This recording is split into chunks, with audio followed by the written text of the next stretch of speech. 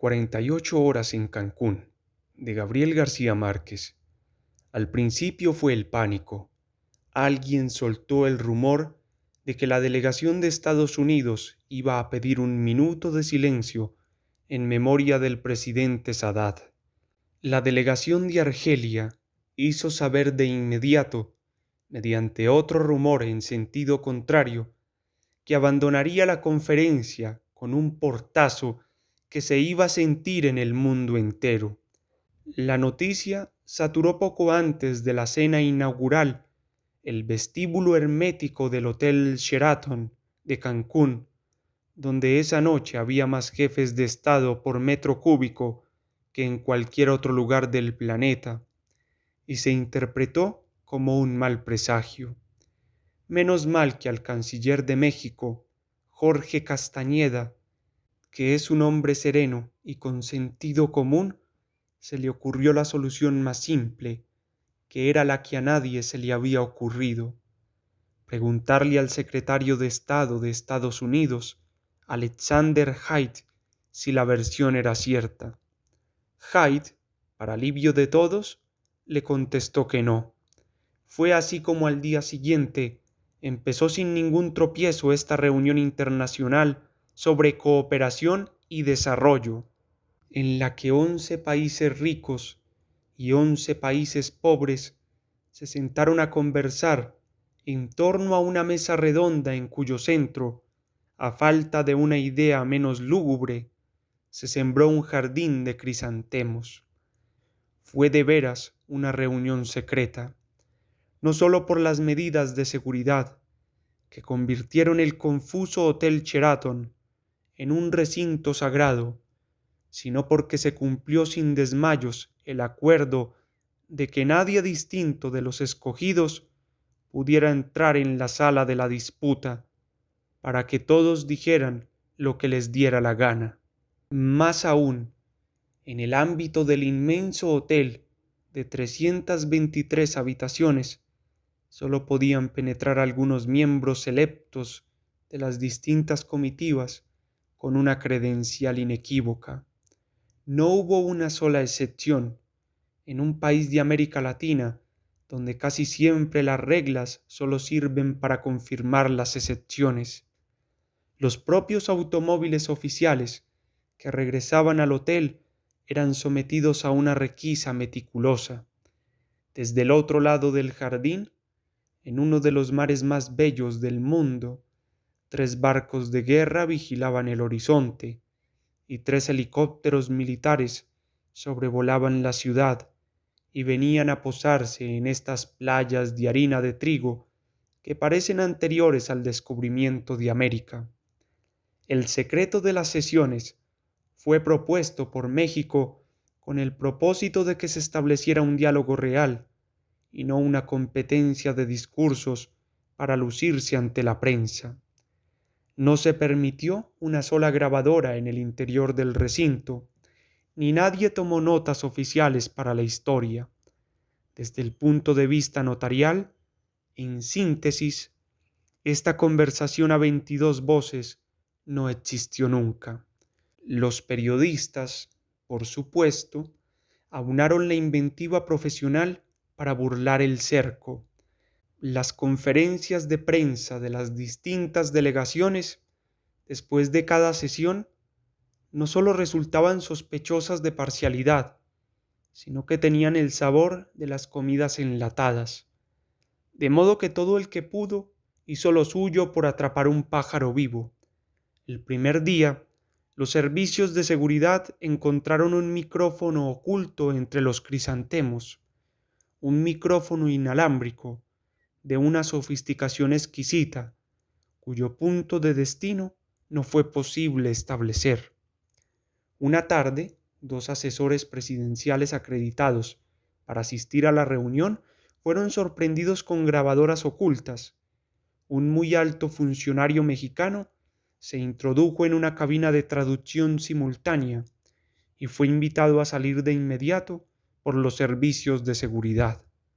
De todos modos, entre los jefes de Estado con sus asesores, los intérpretes simultáneos y los fotógrafos de prensa que alcanzaban a oír más que unas frases sueltas durante los breves minutos en que les permitían entrar, quedaron numerosas piezas sueltas de un inmenso rompecabezas que los 1.200 periodistas acreditados trataban de armar por completo al término de la reunión.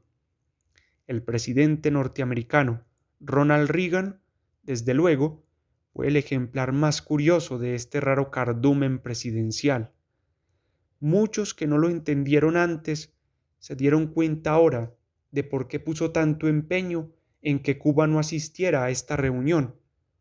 En realidad, el presidente Reagan era consciente de que asistía a su primera representación pública internacional y de que una confrontación con Fidel Castro no era lo que más le convenía a su imagen de vaquero de cine de casi 80 años. Su deterioro físico, visto de cerca y bajo las luces despiadadas de los reflectores, es mucho más notable de lo que se puede imaginar. Los camarógrafos de cine y televisión no se equivocan en las cosas de su oficio, y muchos de ellos coinciden en que el maquillaje del presidente Reagan, inclusive con toques de colorete, es completo y laborioso desde el desayuno hasta la cena, y no es de una técnica de estos tiempos, sino del cine mudo. Sus intervenciones fueron pocas, repetitivas y más bien elementales, pero varios testigos presenciales estuvieron de acuerdo en que su posición fue moderada e hizo todo lo posible por evitar cualquier tropiezo con alguno de sus interlocutores desfavorecidos.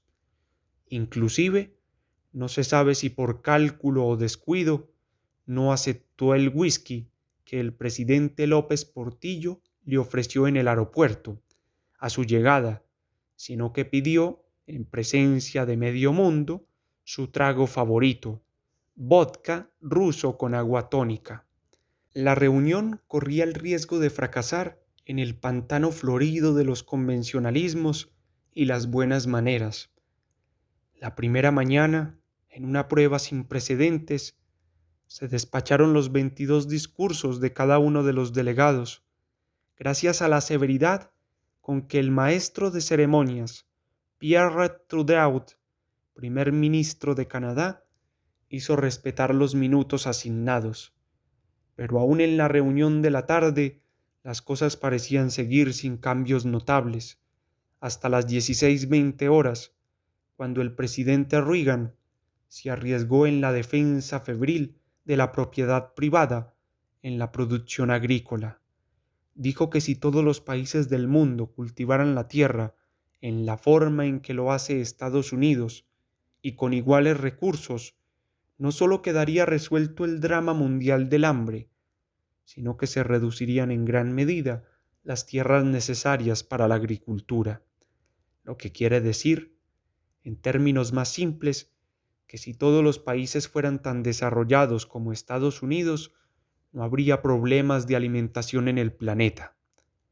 Esto sirvió de base para que el presidente de Tanzania, Julius Nyerere, convirtiera por fin en un diálogo verdadero lo que hasta entonces había sido un sartal de monólogos. Con una voz cortante y un inglés pedregoso, el carismático Nyerere puso las cosas en su puesto al recordarle a Reagan que el rendimiento agrícola no es solo un problema técnico, sino también cultural.